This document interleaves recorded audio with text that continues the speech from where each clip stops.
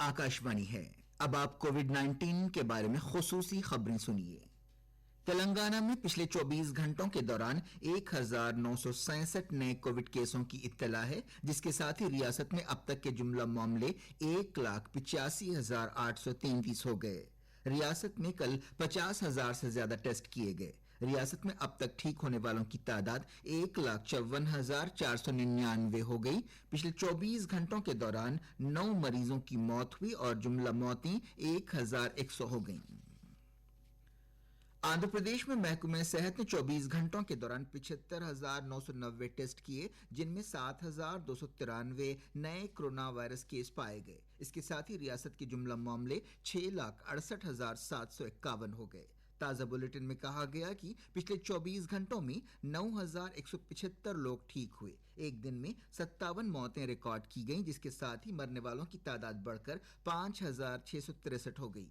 रियासत में सरगर्म केसों की तादाद और कम होकर 65,794 हो गई।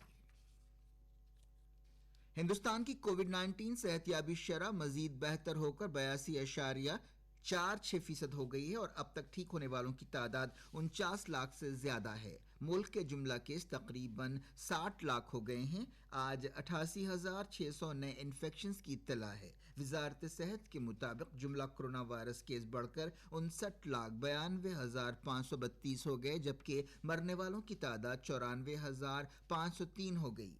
24 घंटों के वक्फे में इस बीमारी से 1,124 लोगों की मौत हुई। कोविड-19 की शरह अमवात 1.58% है। अब तक 49,41,627 लोग ठीक हुए हैं और मुल्क में फिलहाल 9,56,402 सरगर्म इन्फेक्शन है, जो जुमला केसों का 15.96% है। Indian council of medical research ICMR के मुताबिक कल तक 7,52,57,836 नमूनों का टेस्ट किया गया। कल 9,87,861 नमूनों की जांच की गई।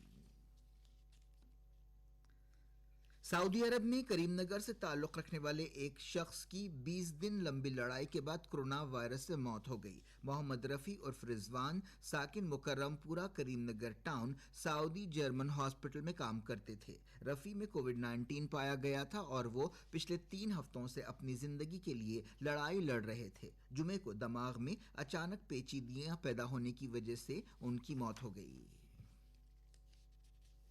तेलंगाना के वजीर श्रीनिवास गौड़ ने आज हैदराबाद के गोलकुंडा से विकाराबाद के अनंतगिरी तक आलमी यौम सियाहत के सिलसिले में एक बाइक रैली को झंडी दिखाई। वजीर ने कहा कि कोविड-19 बहरान की वजह से सियाहत के शोबे में रियासत को भारी नुकसान हुआ है। उन्होंने कहा कि सोमसीला और पाकाला जैसे मकामात को सयाहों के लिए तरक्की दी जा रही है और हुकूमत ने दुनिया भर से बुद्धिस्टों को रागिब करने के लिए बुद्धावनम प्रोजेक्ट के तहत नागार्जुना सागर, फनी गिरी और कोलिलिंगला को फरोग देने के लिए एक मंसूबा तैयार किया है।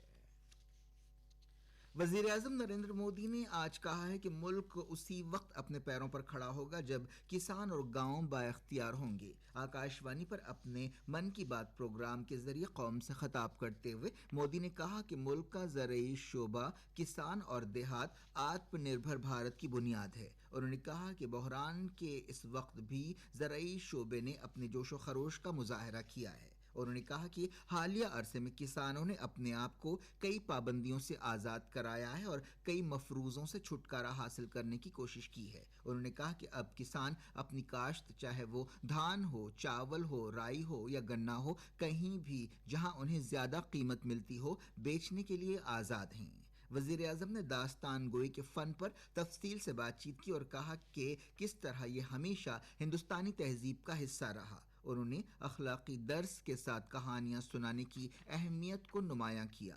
मोदी ने इस बात पर फख्र का इजहार किया कि हिंदुस्तान में पंचतंत्र जैसी रवायत है, जिसमें जानवरों, परिंदों और परियों की तसव्वुराती दुनिया के जरिए अक्ल व दानिश के सबक दिए जाते हैं। उन्होंने कहा कि तमिलनाडु और केरला में दास्तान गोई का एक दिलचस्प अंदाज है, जिसे विल्लुपट्टू कहा जाता है। इसके साथ ही आकाशवाणी हैदराबाद से खुसूसी खबरें खत्म हुई।